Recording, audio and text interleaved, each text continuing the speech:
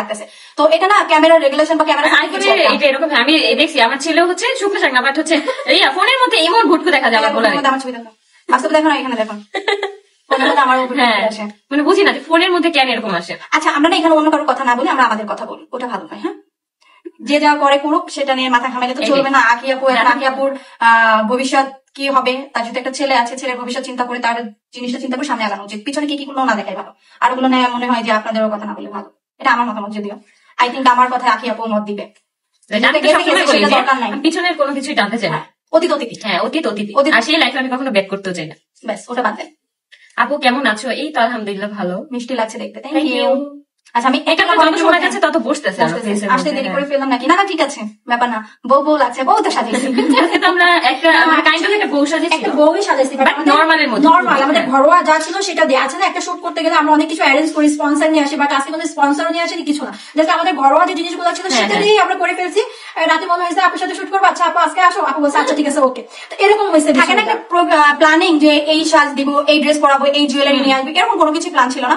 Just আমাদের কাছে normally যেটা ছিল আমরা সেটা দিই। যেমন শাড়ি, এই শাড়ির কিন্তু এই ব্লাউজ না, এই শাড়ির কিন্তু ব্লাউজ বানায় না, শাড়ি কাটছে, শাড়ির ব্লাউজটা কাটছে আমরা জাস্ট।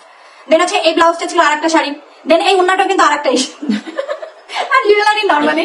এই জন্য অনেকের কাছে হয়তো বা লাগতে পারে যে ম্যাচ হয়নি। আমরা আসলে কোনো প্ল্যান প্রোগ্রাম করে ম্যাচিং করি, নাহলে যদি ওইভাবে করতাম তাহলে ডেফিনেটলি অনেক কিছুই তাহলে প্রপার থাকতো। আচ্ছা এটার নাম কি?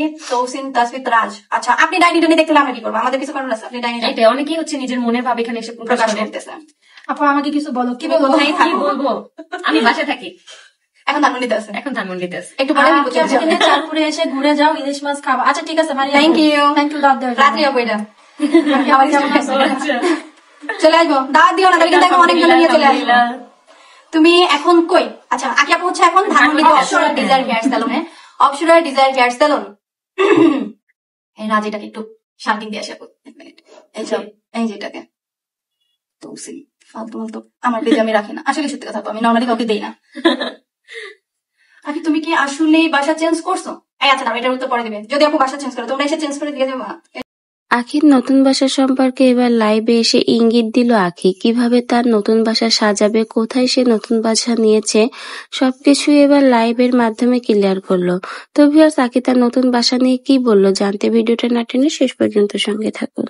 না কিন্তু আপুরা অনেক এক্সাইটেড যে আমি আমার বাসাটা কিভাবে ডেকোরেশন করবো, কিভাবে সাজাবো, এই জন্য ভালোবাসা, এই জন্য অনেক আপু। আসলে আকি আপু অনেক ভালো, মাশাআল্লাহ। ওর সাথে না মিশলে বুঝতে পারবা না, যখন মিশবো তখন বুঝতে পারবা। আজকে কিন্তু আমার ফার্স্ট টাইম তার সাথে মিট, মনে হচ্ছে না যে তার সাথে আমার ফার্স্ট টাইম মিট। তুমি এখন কোথায়? এখন ধানমন্ডিতে। আচ্ছা ধানমন্ডিতে আছি। আচ্ছা আমি একটু আমাদের অ্যাড্রেসটা বলে দিব। West Dhanmondi, near off party centre, 7 মসজিদ রোড, হাউস 123, জামান রোজ গার্ডেন, গ্রাউন্ড ফ্লোর। গুগল ম্যাপে তোমরা যদি সার্চ দাও অপসরা ডিজায়ার হেয়ার স্যালন লিখে ইজিলি পেয়ে যাবে। পেজে ইনবক্স করলেও কিন্তু তোমাদেরকে প্রপার লোকেশনটা লিখে দেওয়া হবে, যাতে করে তোমাদের আসতে সুবিধা হয়। আচ্ছা তোমাকে একটা আপু হচ্ছে গিফট পাঠাবে, তোমাকে একটু রেসপন্স করতে বলছে, আশা করি ফিডব্যাক করে দিবে। আপু তোমাকে অনেক ভালো লাগছে, আপনার সাথে কয় মাস আপুকে, সাথে কয় মাস আপনি জানি লিখছেন, পড়তে পারলাম না, সরি করে আসলে উঠে যাচ্ছে, পড়তে পারতেছি না। তো যারা যারা পুজোর অফার নিতে চাচ্ছ ইনবক্স আমি তুমি হচ্ছে কমপ্লিট করে ফেলাম। আচ্ছা আচ্ছা ঠিক আছে, ওকে আকি আপুর এখন ভাগাই দিই হোয়াটসঅ্যাপের। তুমি এখন লাইভে থাকবা? হ্যাঁ আমি আছি।